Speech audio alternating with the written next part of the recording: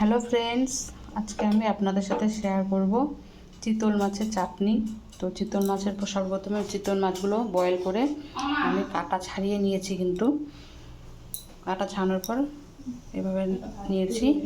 এখানে পেঁয়াজ, রসুন, টমেটো কেটে নিয়েছি। এখানে মশলা নিয়ে নেবো। এবার মাছগুলো আমি ভেজে নেব।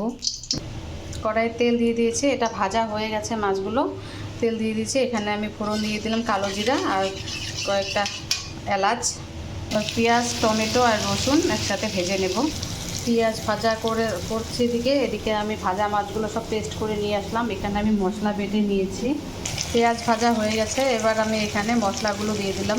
মশলাগুলো ভাজা হয়ে গেছে, এবার এখানে আমি অ্যাড করে দেবো এই পেস্ট করে রাখা মাছগুলো। চিতল মাছের চাটনি একদম রেডি সার্ভ করার জন্য। Bye bye.